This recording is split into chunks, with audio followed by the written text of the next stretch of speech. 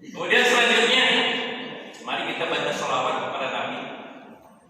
Allahumma sholli ala Muhammad wa Muhammad. Kenapa kita bersolawat? Dalam kitab Mukasyfatul Qulub, Nabi Malaikat Jibril berkata, barang siapa yang membaca sholawat 10 kali setiap hari, kata Malaikat Jibril, maka akan saya tuntun dia melintasi sirat, jembatan yang besarnya seperti rambut dibelah 7. Karena ada filmnya, titian rambut dibelah 7. Seperti itu kata Malaikat Jibril. Kata Malaikat Mikail, barang siapa yang membaca sholawat kepada Nabi, maka akan saya beri dia minum dari telaga Rasulullah Sallallahu Alaihi Wasallam, telaga Kautsar. Malaikat Israfil berkata, barang siapa yang bersalawat kepada Nabi, maka saya akan bersujud kepada Allah, meminta ampunkan untuk yang bersalawat, dan saya belum bangkit dari sujud sebelum Allah mengampuni orang-orang yang membaca sholawat. Malaikat Israfil berkata, barang siapa yang bersalawat kepada Nabi setiap hari, maka suatu ketika akan saya cabut nyawanya dengan lemah lembut seperti mencabut nyawanya para nabi. Ada di antara kita yang mungkin ketemu dengan Malaikat Israel? Ada pun sekarang? Pak? Masih belum ada. Ternyata hidup ini enak, betah kita. Kenapa kita sering mengeluh? Karena hidup ini enak, makanya jangan mengeluh, alhamdulillah saja. Bapak Ibu hadirin yang dirahmati Allah, agar kita sejahtera, agar kita bahagia di akhirat, ada beberapa hal yang harus kita lakukan. Yang paling pertama dalam hidup ini kita harus punya belas kasih, rasa sayang. Jadi agar kita bahagia di akhirat harus punya rasa sayang. Kenapa? Ketika kita ingin ditolong Allah, maka tolonglah hamba-hambanya, tolonglah orang lain.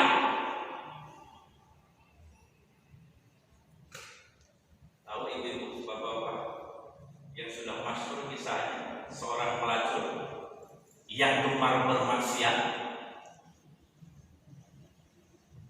melihat anjing kehausan, dia ambil sepatu butnya, diambil air ke sumur, diberikan minum anjing itu, anjingnya selamat. Allah turunkan hidayah kepada pelacur itu bertaubat dan jadi perempuan solehah. Kenapa? Karena dia punya belas kasih, ada rasa sayang, ada keikhlasan menolong anjing yang kehausan. Bayangkan yang diceritakannya anjing, bukan kucing, bukan yang lainnya, anjing. Menolong anjing saja, membantu anjing saja, menyelamatkan anjing saja, ternyata Allah berikan rahmatnya, Allah berikan kebaikan. Apalagi yang kita tolong, yang kita bantu, sama-sama yang mengucapkan kalimat La ilaha illallah. Jadi tidak ada alasan kita untuk menyakiti orang-orang yang sama-sama mengucapkan kalimat La ilaha illallah. Ini kadang-kadang kita saling menyakiti, padahal tauhid kita sama, Tuhan kita sama, Nabi kita sama, syahadat kita sama. Terkadang kita saling menyakiti, saling menyusahkan, saling mencegah, saling menggunting. Di mana belas kasih kita yang rahmatan lil alamin? Punya belas kasih. Mudah-mudahan semua kita punya belas kasih. Jangan sampai ada di antara kita yang bermusuh-musuhan dengan keluarga, dengan orang lain seperti keluarga, dengan keluarga seperti musuh. Dan jangan sampai ada di antara kita yang bermusuh-musuhan yang lebih parah. Tidak hanya dengan keluarga bermusuh-musuhan, ada yang lebih rusak,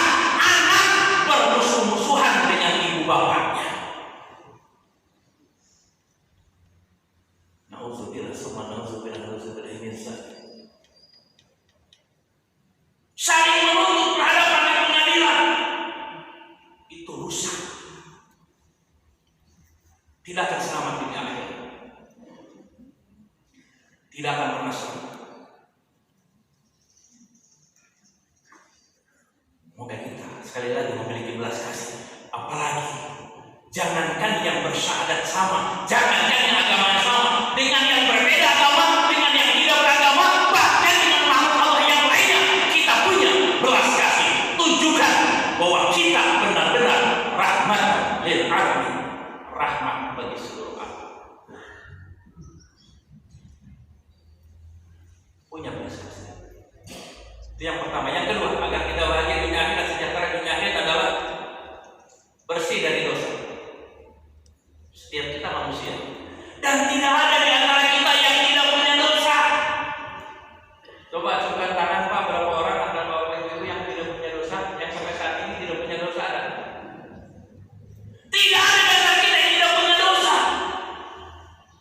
Tapi manusia-manusia yang baik adalah yang ketika berbuat dosa, ketika bermaksiat, segera bertaubat. Sayyidina Ali mengatakan kebaikan Allah hanya diberikan kepada dua golongan. Kebaikan Allah hanya diberikan ke dua golongan. Yang pertama, golongan orang-orang yang segera bertaubat, dan golongan orang-orang yang segera berbuat baik. Setelah bertaubat, iringi dengan kebaikan. Makanya Bapak Ibu, ketika kita bertaubat, ciri-ciri orang baik yang bertaubat, mau tahu Pak?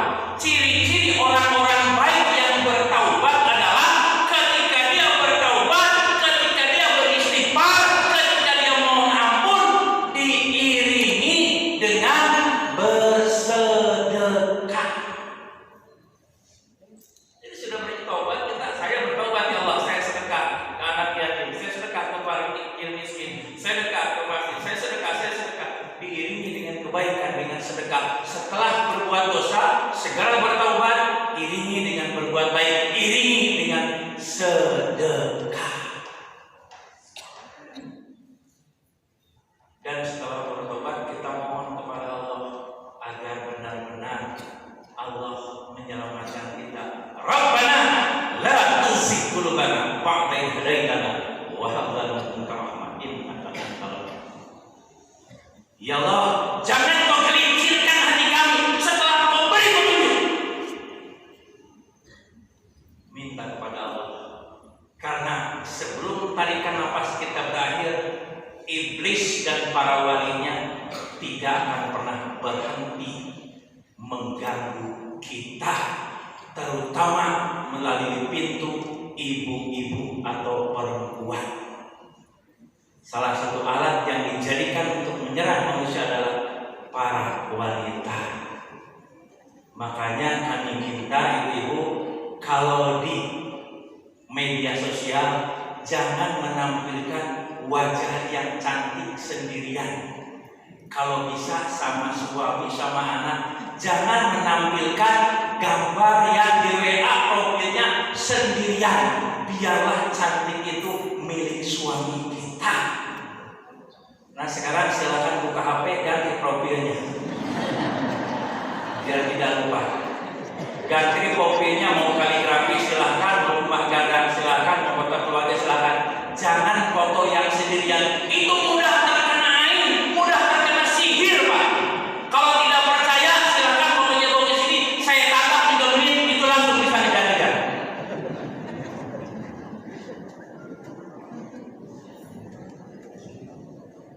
Percaya Pak, itu gampang terkena sihir yang namanya perempuan.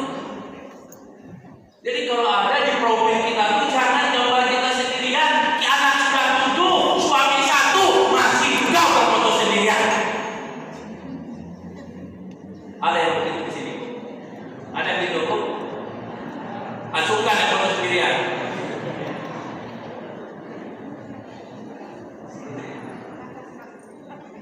Ya silakan mulai ganti foto profilnya, keluarga, kaligrafi atau rumah gadang. Tidak perlu nanti orang tidak mengenal kita. Kalau orang itu butuh, pasti dicari nomor telepon kita. Biarlah cantik itu milik suami kita. Jangan kecantikan kita diumbar di medsos. Fitnahnya terlalu banyak, fitnahnya terlalu besar. Karena umumnya, mohon maaf, umumnya kejadian-kejadian yang tidak diinginkan dimulai bahkan sekarang dari media sosial. Apalagi CLBK, cinta lama bersemi kembali. Ada yang gitu, acukan tangan yang gitu. Lihat jempol tangan kanannya, kalau banyak bulunya berarti CLBK dia. Yang lihat jempol itu yang CLBK. Itu yang kedua, bersih dari dosa. Mari kita usahakan untuk bersih dari dosa. Kemudian yang ketiga, yang akan membuat kita bahagia di akhirat, sejahtera di akhirat adalah rendah hati. Rendah hati. Kita hidup dihidupkan Allah, kita mati dimatikan Allah. Apa yang kita sombongkan? Orang kaya mati orang miskin, raja-raja, rakyat biasa. Ada yang tidak mati. Coba diulangi. Orang kaya, orang miskin, raja-raja, rakyat biasa. Ternyata mati semuanya. La haula wala quwwata illa billah. Tidak ada di antaranya yang tidak mati. Semuanya kita bakal mati, bakal meninggal. Jangan ada kesombongan. Setiap kita manusia, siapapun dia, semua apapun dia, sehingga apapun dia punya kelemahan, dia punya kekuatan, dia punya kelebihan, dia punya kekurangan. Setiap kita manusia. Tahu kisah seorang profesor nyebrang di sebuah sungai menggunakan perahu bersama tukang perahu. Di tengah sungai yang sangat dalam